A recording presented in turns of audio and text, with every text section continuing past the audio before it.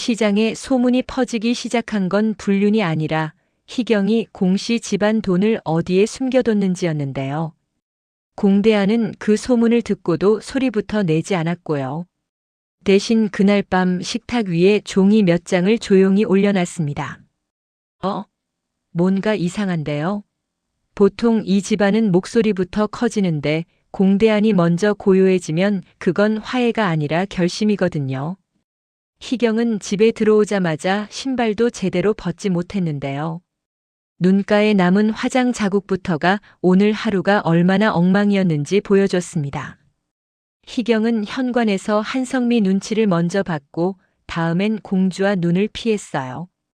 공주와는 이미 낮에 희경과 민용길이 같이 있는 걸 봐버린 상태라서 지금은 모르는 척 자체가 불가능했거든요. 공주와는 입술을 꽉 다물고 있었고 그 모습이 오히려 희경을 더 불안하게 만들었습니다. 공대하는 식탁 끝에 앉아 물을 한 모금 마시고 있었는데요. 공대하는 평소처럼 왜 그랬어? 같은 말을 먼저 꺼내지 않았습니다. 공대한이 말문을 닫은 게 무섭게 느껴졌던 이유는 간단했어요. 공대한은 원래 누군가를 설득하려고 애쓰는 사람이었는데 오늘은 설득을 포기한 얼굴이었거든요. 희경이 먼저 입을 열었는데요. 사랑이 죄는 아니잖아요. 희경은 말을 해놓고도 공대한을 제대로 쳐다볼 순 없었습니다. 말은 강하게 했는데 시선은 바닥으로만 내려갔어요. 공대한은 그 문장을 듣고도 얼굴이 크게 달라지지 않았고요. 대신 아주 짧게 웃었습니다. 웃었다기보다 입꼬리가 잠깐 움직였던 정도였어요. 공대한이 봉투 하나를 앞으로 밀었는데요. 봉투는 두껍지 않았는데도 희경은 손댈 수 없었어요. 희경이 손을 뻗는 순간 봉투 안에 있는 게 종이가 아니라 결론처럼 느껴졌거든요. 공대한이 낮게 말했어요. 희경 씨, 사랑이 죄가 아니면 남의 돈 만지는 것도 죄가 아닌가요? 희경 얼굴이 굳었습니다. 희경은 반사적으로 목소리를 올리려고 했는데요. 그 전에 먼저 올라온 건 두려움이었습니다. 희경이 그 표정을 숨기려는 순간 공대하는 말을 이어갔습니다. 명품 결제 내역, 현금이 움직인 날짜, 남의 이름으로 결제한 기록 전부 모아놨어요. 내가 당신 잡으려고 모은 게 아니고요. 내가 더 망가지기 전에 멈추려고 모아둔 거예요. 희경이 소리쳤어요. 내가 뭘 훔쳐? 내가 받은 거야. 나도 내 몫이 있어. 공대하는 고개만 아주 조금 기울였는데요. 받았으면 증빙이 필요하죠. 누가 줬는지, 언제 줬는지, 왜 줬는지. 선물이라고 하면 세금 문제도 따라가요. 지금 이 흐름은 선물이 아니라 숨긴 돈 쪽에 가깝게 보여요. 증빙이라는 단어가 희경을 멈추게 했습니다. 희경은 지금까지 가족 앞에서 뻔뻔하게 굴 수 있었는데요. 오늘은 그 방식이 안 통한다는 걸 바로 알았어요. 공대하는 희경이 가장 싫어하는 방식, 즉 정리된 근거로만 말을 하고 있었거든요. 공대한이 조건을 꺼냈는데요. 이혼해줄게요. 조건은 3가지예요. 첫째, 가져간 거 전부 반환. 둘째, 민용길이랑 연락 끊는다는 각서. 셋째, 우리 가족에게 사과. 희경은 사과라는 단어에서 얼굴이 확 바뀌었어요. 물건을 돌려주는 건 버티면 되는데요. 사과는 인정이라서 버티기 힘들거든요. 희경이 말했어요. 내가 왜 무릎을 꿇어? 내가 죽을 죄라도 지었어? 공대한이 눈을 한번 감았다 뜨고 고개를 저었는데요. 무릎 꿇는 건 원하지 않아요. 그냥 말로만 해요. 내가 잘못했어. 그 말 한마디면 돼요. 그 한마디가 어려우면 내일은 변호사 통해서 진행할게요. 희경은 변호사에서 목이 잠겼습니다. 공대한이 법을 말한다는 건 이미 자료를 모았고 이미 준비를 끝냈다는 뜻이었어요. 희경이 다시 사랑이 죄는 아니야를 꺼내려는 순간 공대한이 먼저 받았습니다. 사랑이 죄가 아니라는 말은 알아요. 그래서 내가 마음을 문제 삼아요? 아니요. 문제는 행동이에요. 불륜도 행동이고 물건 빼돌린 것도 행동이고 우리 집안 사람들 얼굴을 바닥에 떨어뜨린 것도 행동이에요. 그때 문이 열리고 한성미가 들어왔는데요. 한성미는 밖에서까지 누군가를 막아내고 들어온 얼굴이었습니다. 눈이 빨갛고 어깨가 무거워 보였어요. 한성미는 희경을 보자마자 큰 소리를 내지 않았습니다. 오히려 낮게 물었어요. 너 아직도 사랑이 죄는 아니야. 그 말할 힘이 남았니? 희경이 입을 열려고 했는데요. 한성미가 바로 끊었습니다. 사람이면 더 조심했어야지. 내 남편이 사람인 건 왜 잊었니? 공대안이 한성미에게 말했어요. 형수, 제가 할게요. 한성미는 공대안을 보며 표정이 더 슬퍼졌는데요. 공대안이 차가워진 게 아니라 공대안이 이제야 자기부터 지키는 걸 한성미도 알았기 때문이었습니다. 그 사이 현관 앞에서 공주아가 발을 떼지 못하고 있었는데요. 공주아 옆에는 양현빈이 서 있었습니다. 양현빈은 조금 전까지 주아의 소개팅 이야기에 질투가 폭발한 상태였고요. 그런데 지금 주아가 집안 문제로 흔들리는 걸 보자 양현빈은 질투가 사라지고 걱정이 올라왔습니다. 양현빈이 작게 물었습니다. 주아 씨, 들어갈래요? 아니면 내가 밖에 있을까요? 공주아는 대답을 못했습니다. 대답하는 순간 연애가 집안 전쟁으로 넘어갈까봐 겁이 났거든요. 거실에서 공대안은 봉투 안문서를 꺼내 희경 앞에 펼쳤습니다. 결제 내역, 명품 구매 기록, 현금이 움직인 날짜, 물건 목록이 정리돼 있었는데요. 공대안은 희경에게 자료를 보여주고 말했습니다. 이거 당신 망하게 하려고 모은 거 아니에요. 내가 더 이상 무너지지 않으려고 모아둔 거예요. 희경은 그 말을 듣고도 마음이 가라앉지 않았습니다. 배려처럼 들리지 않았고 희경에게는 탈출구가 없다는 말처럼 들렸거든요. 희경이 맞섰어요. 그래, 이혼해. 대신 나도 가만 안 있어. 그 말에 공대안 눈빛이 달라졌는데요. 공대안이 차분히 말했습니다. 가만히 안 있을 수 있어요. 근데 그건 선택이에요. 당신이 움직이면 나도 움직여요. 그리고 내가 움직이면 민용길도 같이 끝까지 가요. 민용길 이름이 나오자 희경이 순간 흔들렸습니다.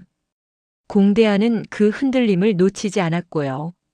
희경 씨, 지금 지키고 싶은 게 뭐예요? 민용길이에요? 아니면 본인 체면이에요? 희경은 대답을 못했습니다. 침묵이 길어졌고 그 침묵이 희경의 속을 그대로 보여줬습니다.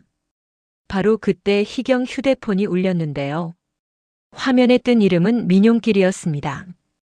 희경 손이 떨렸고 공대안은 희경 손을 보고 말했어요. 받아요. 지금. 희경이 전화를 받자 민용길 목소리가 너무 태연했습니다. 자기야, 자기 여보야랑 얘기 잘했어? 희경 얼굴이 하얘졌는데요. 지금 민용길 말투는 사랑이 아니라 거래에 가까웠어요. 공대안이 희경에게서 휴대폰을 받아 민용길에게 말했습니다. 민용길 씨, 물건 돌려줬다고 끝난 줄 알아요? 당신이 돌려준 건 물건이고요. 내가 지금 지키려는 건 내 삶이에요. 민용길이 웃었는데요. 형님, 너무 예민한 거 아니에요? 사랑이. 공대안이 끊었습니다. 사랑 얘기 말고요. 돈 흐름부터 얘기해요. 돈이 누구한테서 누구로 갔는지. 그게 정리되면 다음 얘기를 하죠. 민용길 목소리가 흔들렸습니다. 형님, 뭘 그렇게까지. 공대안은 더 묻지 않았습니다. 오늘 밤까지 각서 쓰고 반환 목록까지 내요. 그게 안 되면 내일은 공식 절차로 갈게요. 하고 통화를 끊었습니다. 여기서부터 시작되는 충격의 반전, 끝까지 봐야만 모든 게 이해되실 겁니다. 공대안이 희경을 몰아붙인 이유가 이혼 때문만이 아니라 양씨 집안이 지금 뭔가를 숨기고 있다는 걸 공대안이 알아챘기 때문이거든요. 같은 시각 양씨 집안은 난리였는데요. 양동숙은 민용길을 잡겠다고 사람들을 불러 모으고 있었습니다. 양동숙은 분노를 숨기지 않았고요. 그 인간이 날 뭘로 봐? 지후 아빠라고 사람을 우습게 봐? 라고 소리쳤습니다. 양동익은 얼굴이 하얘져 있었습니다. 양동익은 공정한과 시장일로 이미 싸움이 붙은 상태였고 상인의 선거 결과 때문에 자존심도 상한 상태였어요. 게다가 양선출이 공정한을 찍었다는 사실까지 드러나서 집안 분위기가 엉망이었는데요. 여기서 민용길 스캔들이 시장 밖으로 퍼지면 양동익이 기대는 정치 라인에도 부담이 생길 수 있었습니다. 양동익이 차세리에게 말했어요. 지금은 막아야 해. 지금 밖으로 퍼지면 끝이야. 차세리는 냉정했습니다. 당신은 늘 막아야 해만 말해요. 막는다고 없어져요? 당신은 정면으로 처리한 적이 없잖아요. 양동익은 말문이 막혔는데요. 차세리가 왜 이렇게 차가운지 양동익도 알고 있었습니다.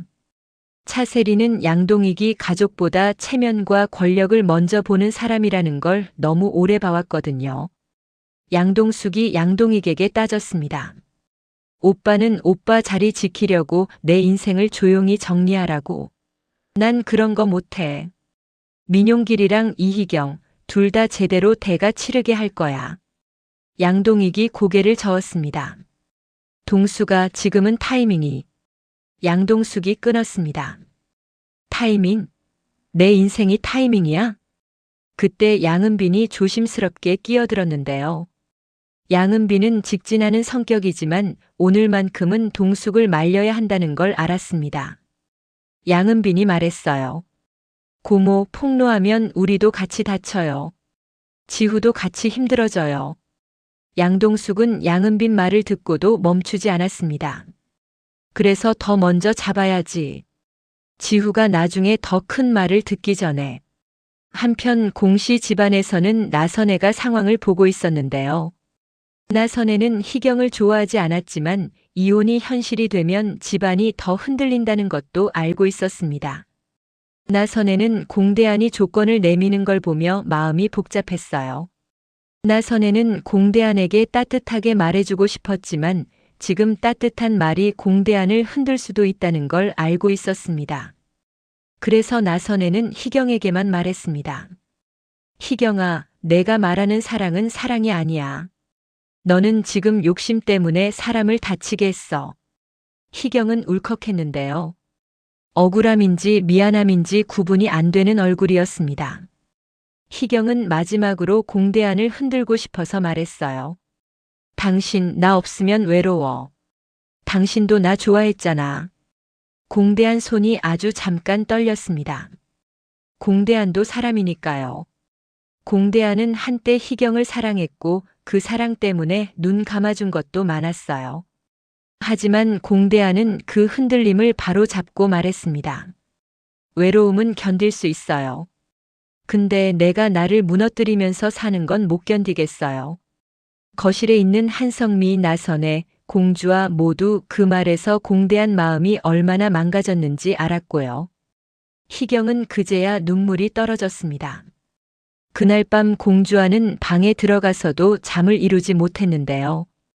공주와는 디자이너로 일하면서 늘 사람 마음을 편하게 만드는 옷을 만들고 싶어 했습니다.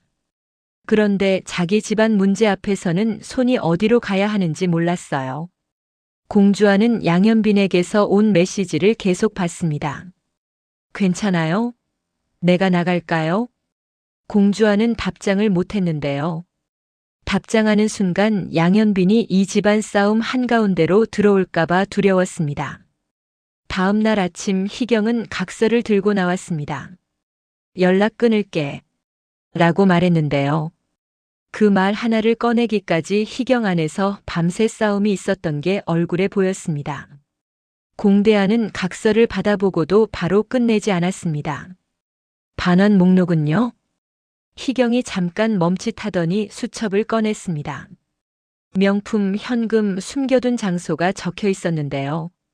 한성미 손이 떨렸습니다. 공대안은 고개를 끄덕이고 마지막을 말했어요. 이제 사과. 희경은 숨을 한 번 크게 들이마시고 한성미와 공주와 나선애를 차례로 보다가 공대안을 봤습니다. 공대하는 시선을 피하지 않았고요. 희경이 입술을 떨며 말했습니다. 내가 잘못했어. 공주와는 눈물이 날 것 같아서 고개를 숙였고 한성민은 눈을 감았다 떴습니다. 나선혜는 표정을 바꾸지 않았지만 눈빛이 아주 조금 흔들렸습니다. 그런데 그 순간 밖에서 소란이 크게 들렸는데요. 문이 열리며 양동숙 목소리가 들어왔습니다. 민용길 어디 있어? 너희 집에 숨겼지? 집 안 사람들의 얼굴이 동시에 굳었습니다. 양동숙은 거실로 들어오자마자 희경을 먼저 봤고요. 희경은 반사적으로 한 걸음 뒤로 갔습니다. 양동숙은 희경을 보며 웃지도 않았습니다. 너 아직도 그 인간 편이야? 공대한이 양동숙 앞에 섰습니다. 양동숙 여기서 소리 키우면 얻을 것도 못 얻어. 지우 생각해. 양동숙이 비웃었습니다. 너는 너 마누라부터 처리해. 남의 집에 훈수 두지 말고. 그 말에 희경이 움찔했는데요. 공대하는 그 움찔함을 보고 양동숙이 이 집안을 흔들 수 있다는 걸 바로 알았습니다. 양동숙은 휴대폰을 들어 보여줬는데요. 나한테도 자료 있어. 민용길이 훔친 물건 얘기, 돈 움직인 얘기, 희경이랑 같이 다닌 날짜 내가 이걸 들고 어디까지 갈지 오빠가 제일 겁내겠지. 공대한이 그 말을 듣고도 침착했습니다. 양동숙은 본능적으로 느꼈습니다. 공대한은 단순히 이혼을 하려는 게 아니라 이미 큰 그림을 보고 있다는 걸요. 그때 양동익에게 전화가 왔는데요. 양동익 목소리는 숨이 가빴습니다. 공대한 지금은 밖으로 새면 안 돼. 황 의원 쪽이 예민해. 공정한이랑 싸움 붙은 것도 이미 시끄러운데 민용길 건까지 나오면. 공대한은 양동익 말을 끝까지 듣고도 표정이 변하지 않았습니다. 원장님 부탁처럼 말해도 결국은 자기 걱정이잖아요. 양동익이 말을 잇지 못했는데요. 공대한은 한 문장만 더했습니다. 지금 필요한 건 덮는 게 아니라 정확히 나누는 거예요.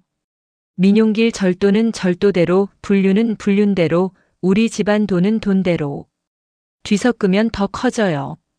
양동숙은 공대한을 보며 낮게 말했어요. 너 지금 나한테 협상하자는 거야? 공대한이 고개를 끄덕였습니다. 협상이라기보다 지우가 다치지 않게 하자는 거지. 동숙이 너가 원하는 건 민용길 잡는 거고 내가 원하는 건 우리 집안 더 망가지지 않게 하는 거니까. 양동숙은 잠깐 멈칫했습니다. 양동숙은 불처럼 화가 많은 사람이지만 지우 이야기가 나오면 생각이 달라졌거든요. 양동숙은 이를 악물고 말했습니다. 좋아. 그럼 너희 집안은 너희가 처리해. 대신 민용길 위치부터 내놔. 공대한은 바로 답하지 않았습니다. 공대한은 희경을 봤고요. 희경은 고개를 숙였습니다. 희경이 알고 있는 게 있다는 뜻이었어요. 공주와는 그 장면을 보며 속이 뒤집히는 느낌이 들었는데요. 공주와는 희경을 원망하면서도 희경이 지금 겁에 질려 있다는 것도 보였습니다. 공주와는 결국 한마디를 했습니다. 숙모, 지우 생각하면 여기서 더 늦추면 안 돼요. 숙모가 끊어야 해요. 민용길이랑. 희경이 공주와를 보는데요. 공주와 눈빛이 흔들리지 않았습니다. 공주와는 감정으로 싸우는 사람이 아니라 지금은 가족을 살리려고 말하는 사람이었어요. 양현빈은 현관 근처에서 그 모든 말을 들었는데요. 양현빈은 이 집안 싸움에 끼어들면 주아가 더 힘들어질 수 있다는 걸 알았습니다. 그런데도 그냥 두고 볼 수만 없었어요. 양현빈은 조용히 주아에게 메시지를 보냈습니다. 지금 내가 안으로 들어가는 게 더 힘들면 내가 밖에서 기다릴게요. 필요하면 말만 해요. 공주와는 그 문장을 보고 눈물이 날 것 같았는데요. 따뜻한 말이 오히려 사람을 약하게 만들 때가 있잖아요. 공주와는 손가락을 움직여 괜찮아라고 쓰려다가 멈췄습니다. 괜찮지 않았거든요. 그날 오후 태안그룹 패션 사업부에서는 황보혜수가 양현빈을 따로 불렀는데요. 황보혜수는 이를 핑계로 했지만 표정은 이미 다른 얘기를 하고 싶어 보였습니다. 현빈, 요즘 표정이 왜 그래? 집안일? 양현빈은 웃으려다 말았습니다. 응, 조금. 황보혜수는 한숨을 쉬며 말했어요. 집안일은 밖으로 새면 일이 돼. 그리고 일이 되면 누군가는 이용하지.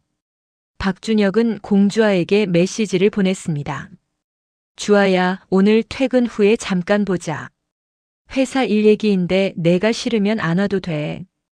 공주아는 그 메시지를 보고 더 혼란스러워졌는데요. 준혁은 늘 편이 되어줬고 주아는 그 편안함에 기대기도 했습니다. 하지만 지금은 누구 편을 잡는 것 자체가 위험했어요.